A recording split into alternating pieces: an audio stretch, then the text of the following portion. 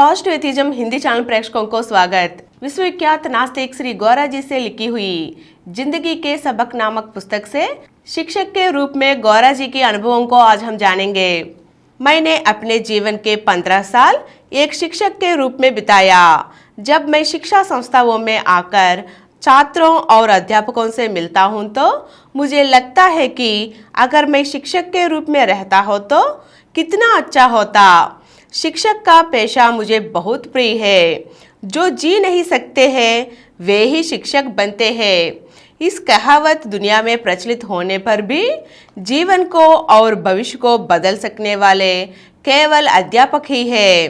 एक राजनीतिक नेता, वैज्ञानिक, एक कलाकार, एक डॉक्टर, एक इंजीनियर कोई भी हो सकते हैं। उनको एक शिक्षक के हाथों में ही बड़ा होना चाहिए। अगर उनके छात्र समाज में कोई महान कार्य करेंगे तो उनके माता पिता से बढ़कर उनके शिक्षक ही ज्यादा खुश होंगे।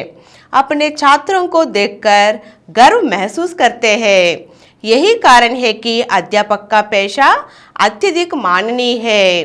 वे समाज का निर्माण करने वाला तथा समाज के निर्माता का निर्माण करते हैं। हम लगातार युवाओं की ऊर्जा को देखते हैं। हम मासूमों की बचपना को ईरिस के बराबर पालन पोषण करके बड़ा बनाते हैं। यही कारण है कि अध्यापक को अपनी आयु पता नहीं है। स्थायी कारण बचपन, स्थायी यौवन अध्यापक को नित्य नवीन उत्साह के साथ प्रोत्साहित करते हैं। मैंने ऐसे शिक्षक के पेशे में रहने के लिए चाहे कितना भी प्रयास किया, समाज ने मुझे उस पेशे में रहने नहीं दिया। शैक्षणिक संस्थाओं में भी मुझे शिक्षक के रूप में रहने नहीं दिया। मेरी अक्षमता इसका कारण नहीं है। यह कारण नहीं है कि मैं ठीक तरह से पढ़ा नहीं पाया। ये कारण भी नहीं है कि मैं छात्रों को आकर्षित नहीं कर पाया। एक तरह से देखो तो मेरे छात्रों में अच्छा अनुशासन था। विभाग में अधिकांश छात्र पास होते थे। छात्र भी मुझे बहुत पसंद करते थे। फिर भी मुझे शिक्षक के रूप में रहने नहीं दिया। 2 जगहों पर मुझे कॉलेजों से बर्खास्त कर दिया गया था। आखिरी बार मैंने इस्तीफा दे दिया था।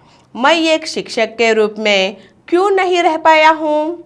उसके लिए एक ही कारण है। मैंने जो ज्ञान को सिखाया था उसे आचरण में रखने की कोशिश भी किया था।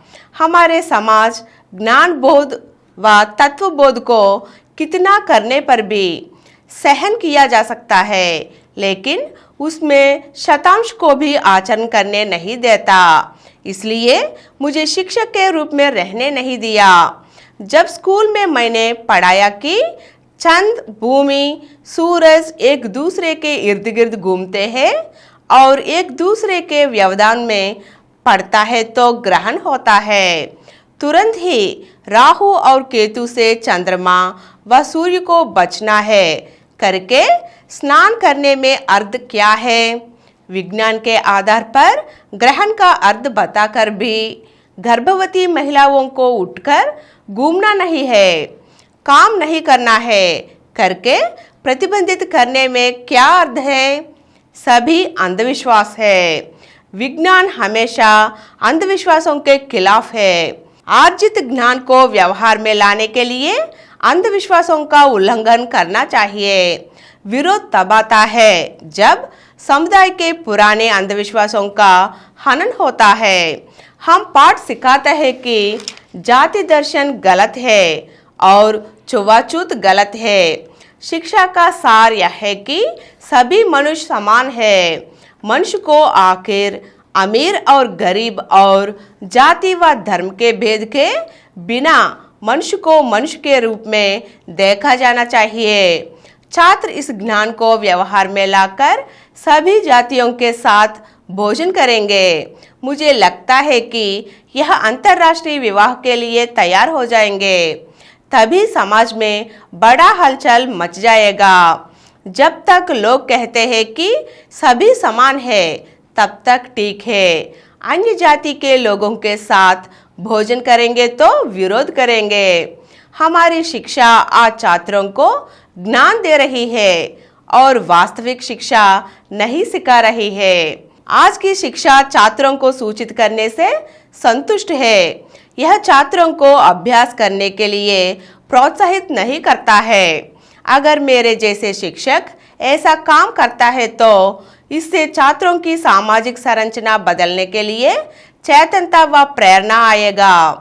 इन परिवर्तनों के लिए ना तो शिक्षण संस्थाएं तैयार है और ना ही छात्रों के अभिभावक।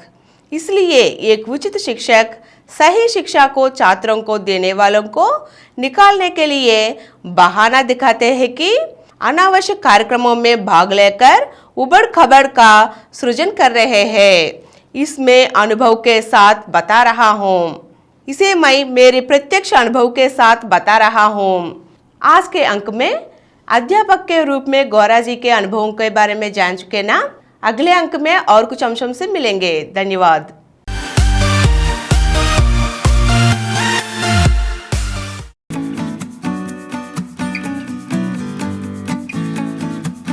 Download Samaram multi-channel app and watch your favorite channels from your mobile. App available on Google Play Store and subscribe to the channels. For more videos, please subscribe to this channel Positive Atheism and activate the bell icon.